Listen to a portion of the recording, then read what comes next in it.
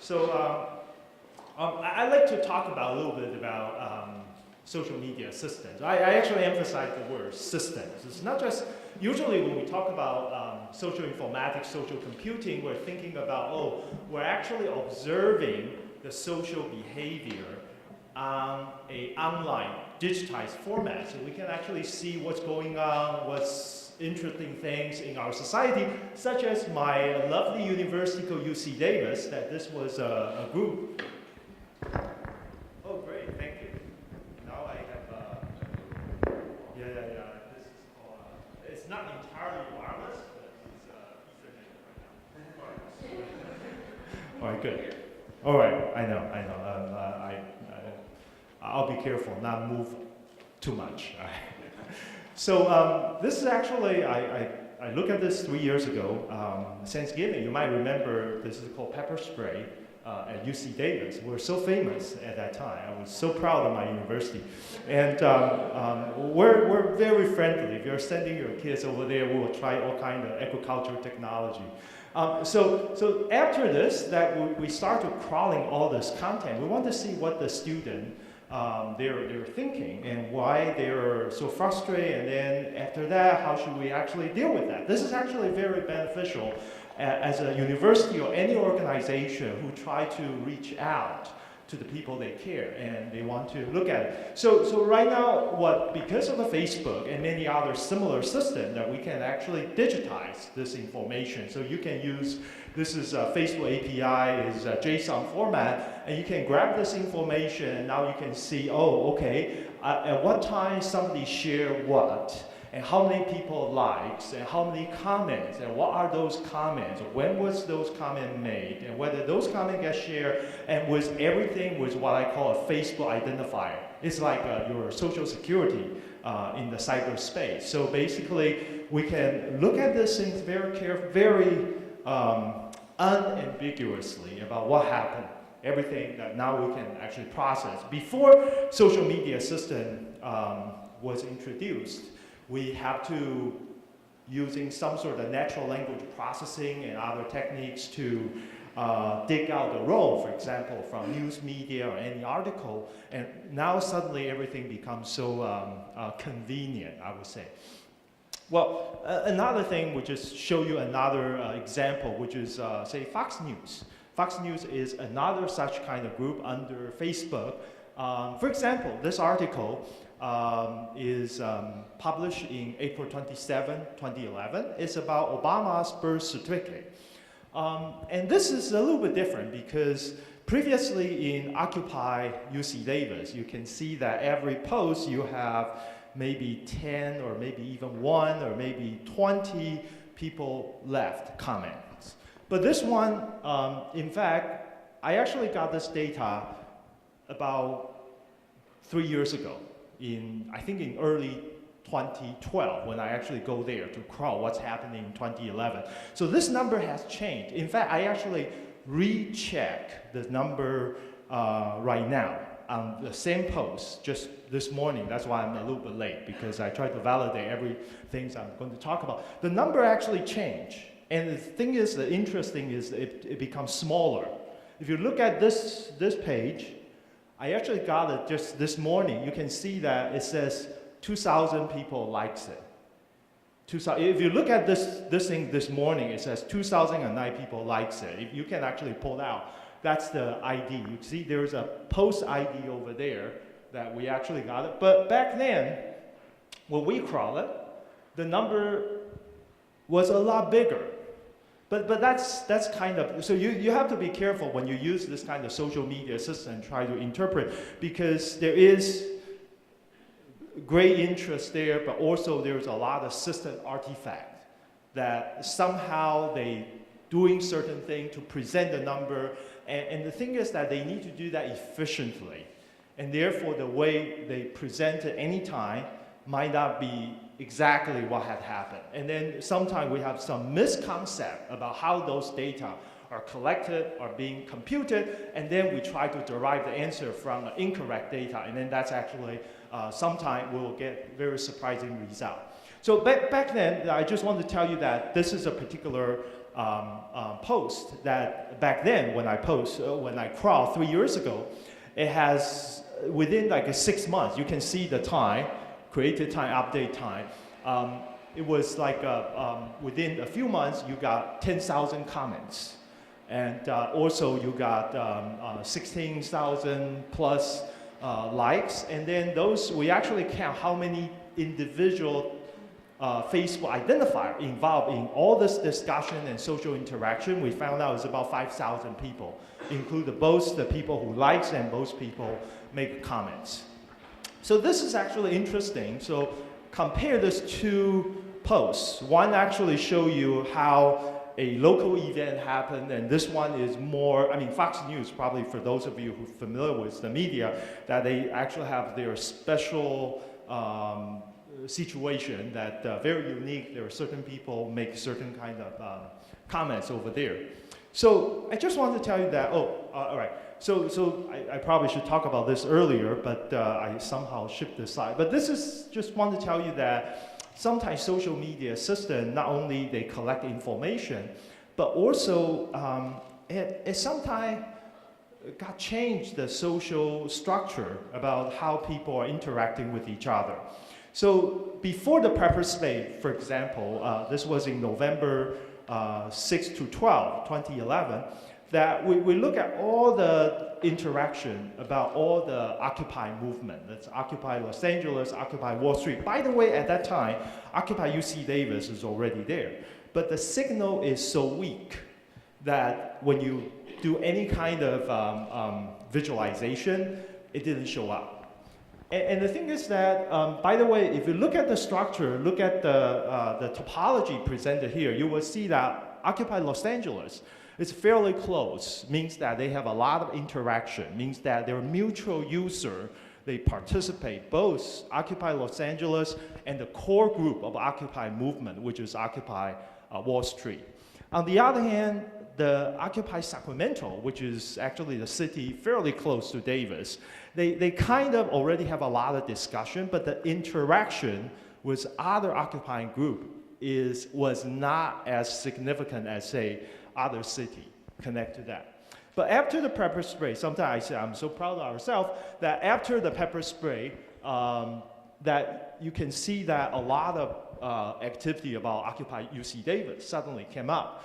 And also you will see a lot of, that's why I say I need to be mobile a little bit, that you can see that up there's a red cloud, that's Occupy Wall Street. That's the core group that actually has a lot of interaction suddenly into the Occupy UC Davis.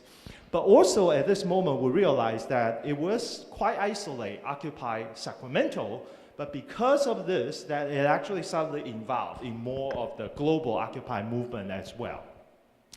So we kind of have this map. If you make the map more complicated, you want to include all the media, which is contribute various kind of content, and those contents supposed to generate more discussion, such as what I just showed you earlier in the Fox News situation.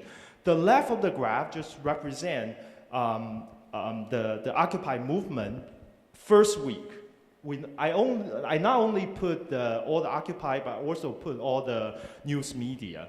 So you can see at that time, the dominant group that actually has the most amount of social interaction is actually ABC News. There's a huge amount of interaction, and then at that time, you can hardly see Occupy group over there because their first week, they're actually kind of small.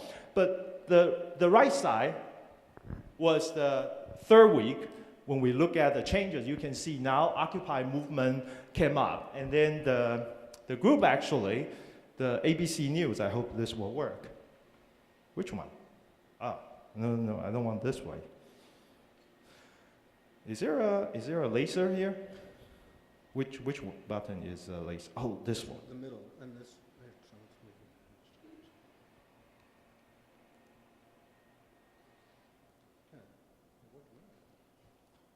I must have touched something and such that. Yeah. See, I know I'm. No, that's. All right.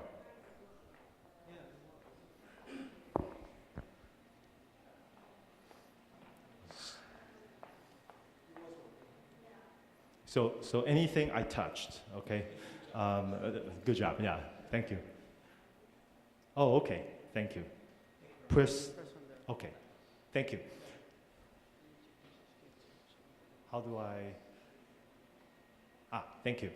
So you can see that ABC News was here, but now ABC News is shrinking compared to all other Occupy movements. So the thing is that we're saying that, well, we see a lot of this kind of social interaction, and also the social interaction kind of sometimes get amplified by some of the other outsources, such that the roadmap about what's happening changes. And the thing is that when we look at more detail, if you zoom in, I just want to show you the interaction. This is actually something we like to understand, and we like to, by the end of the talk, I hopefully provide some potential approaches. I cannot say it's a solution, because a solution usually from my definition is I have tested in real world, I actually show it works. I can only say I showed part of that work. All right, so you can see that now I actually take out a lot of noise. So here's Occupy Wall Street, here's Occupy Los Angeles, Seattle, and here's ABC News, okay? Because I have to eliminate a lot of weaker noise. And I can tell you that this is MSNBC, this is USA Today, BBC World News, Wall Street Journal. You can see that we have pretty much all the media that's actually included in the map, and see how they related to each other. So my idea at that time was that, well, I wonder what is the interaction between the media and those social movement group? How will they change each other?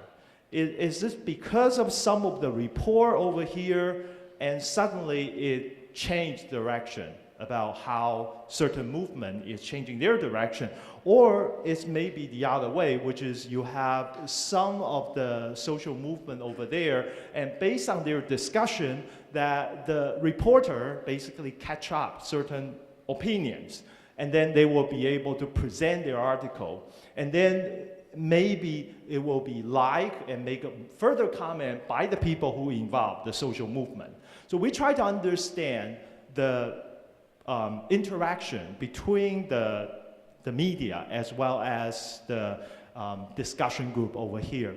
And just show you that one thing that caught my eyes. The reason I want to show you this is that there was actually one particular individual who contributed a lot into Occupy Wall Street group. Means that there was a particular lady, in fact later I checked on her profile, because she actually has a lot of other activity. She, for example, she was a Ron Paul supporter, and she basically made a lot of comments and also interaction with MSNBC, and then she is one of the biggest contributor into Occupy Wall Street, for example.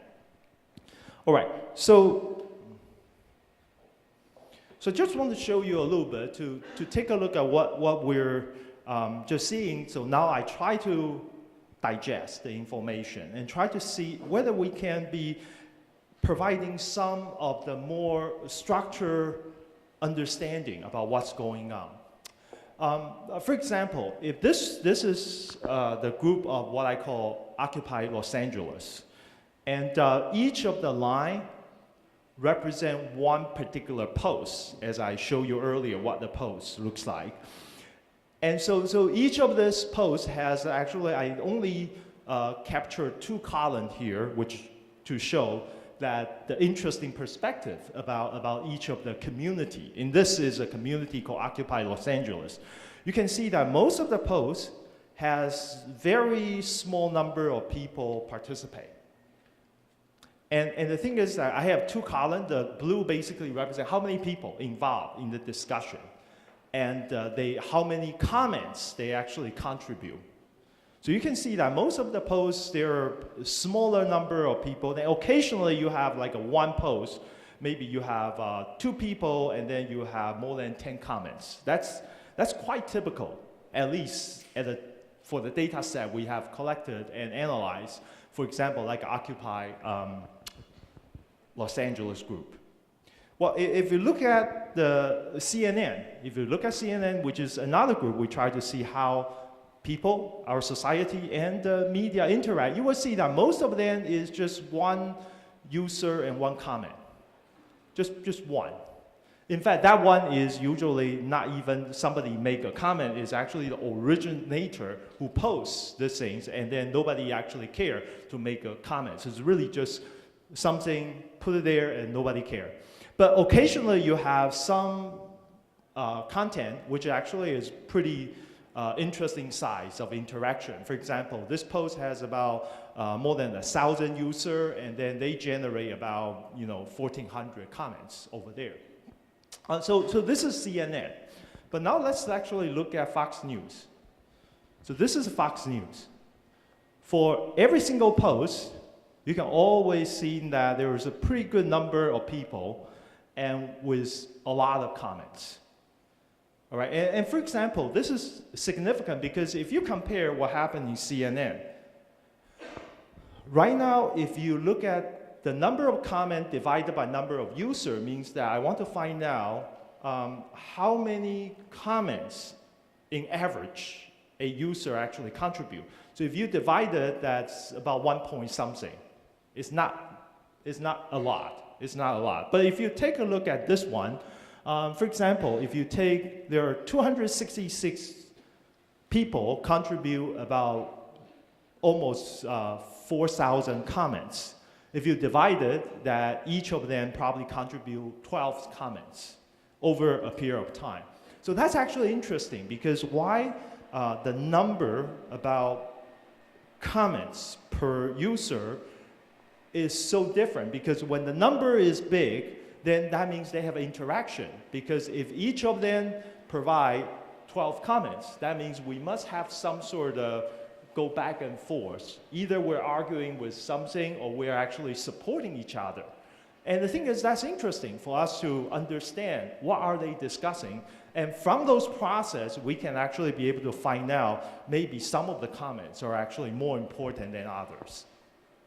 Okay, so when we look at this number, the first question I want to ask you, I mean, now I really need your help in this presentation, especially early in the morning. What's your guess that why do you think CNN is not getting this level of interaction comparing to Fox News? What's your thought? Yes? What? Okay, that's a quality, that's potential. Yes? Fox News actively works to foster a sense of community. Okay.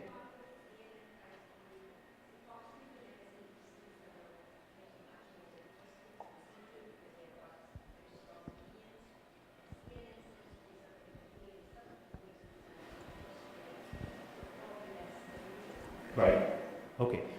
You see, from this room, we have 3 opinions, 3 different hypotheses about what happened over here. I can add another one. But each of this, we need to actually look at the data and try to handle. Yes, please. Yeah, one hypothesis is about the quality of the reporter, and one hypothesis is about the particular media. They actually provide more controversial, more interesting things, so you get, kind of go back to see whether you like it or you don't like it. You kind of like to read that because it was spicy there. Yeah. So there is one thing I do want to say, that this is a system artifact. So the difference is that CNN, their Facebook group, allow any user to make a post. But Fox News, only the system administrator are allowed to put something there. So it means that you and I, we can actually post it on CNN. That's why you see a lot of this phenomena. Sorry, go this way. You see a lot of this 1-1. Why? Because you and I, we can post it, but nobody bothered to read it. And then occasionally, this one is, if you check, everything was a little bit bigger. Those posts are actually posted by CNN itself. So when you look at a Facebook group such as CNN, you actually see there's different kind of posts. But Fox News is different. Fox News essentially, you are not allowed to post anything directly on their timeline. You can only make comments. So in some sense, because of the restriction of the system, that maybe some of your hypotheses are actually right, but also on top of that, we need to be aware there is a system perspective as well. And so here is some issue. I use this example. I want to give you some of the interesting things we should consider when we analyze the data. That's why I mentioned at the beginning, when we look at the data, maybe we just take the data as it is, and then we decide to derive the answer from the data. Say, oh, this one is unpopular, this one is, a lot of people like it. But a lot of that is actually being influenced by the system artifact. I mean, for example, we actually see that if you analyze all the Facebook posts, in average, most of the posts, they have a very short, what I call survival time. It's about a few minutes. What do I mean by survival time? It means that this post, after it posted, after 8 minutes, nobody bothered to make any comments or even click a like or something like that. So it means there is no more activity on top of this post after like 8 minutes. Most of the posts cannot survive more than 8 minutes. But some of the posts, of course, I show you the Obama certificate, it survives way beyond 1 year. Because continuously, if people post on something, people make a comment, people like, then Facebook, as an infrastructure, they will actually determine that this post is interested, so they will keep pushing, recommend to you. So in some sense, when we look at this media, we think about this is a platform, we have people, we have the media, we have the content, but also there's an important role, which is the system perspective, that they actually decide what you're going to see. Because first one is that, well, when are you going to turn on your device to actually read your live feed from Facebook? I mean, sometimes you're on the airplane, or sometimes you're sleeping, you're in different time zone. So that's one thing. And the thing is that, so therefore, if something which you are the very few people can actually make a comment within the first 8 minutes to make sure that it can survive longer than that 8 minutes, because Facebook will look at that saying, well, nobody cares, so they're not going to push on your wall and then, or push on your live feed, so you won't be able to see it. Oh, already 5 minutes? All right.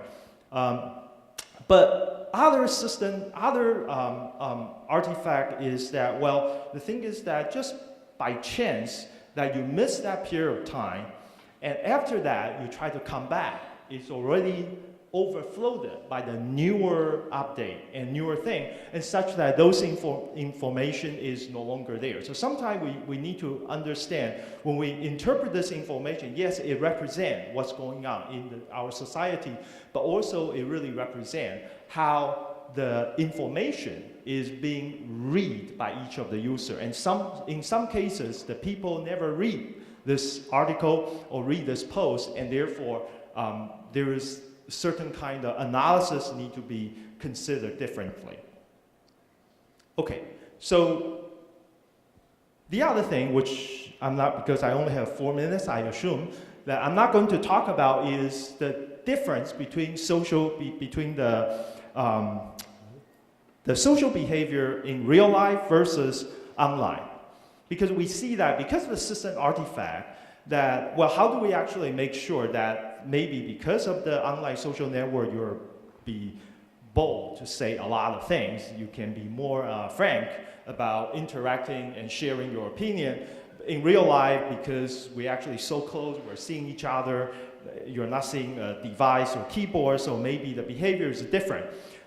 So I just want to show you that when we try to look at some sort of sociology, social structural analysis, we actually see that if I actually capture the relationship correctly and using this triadic analysis, and then I actually be able to find out the probability distribution about how a relationship transition in probability in real world and in online social networks such as Facebook, they are reasonably close to each other.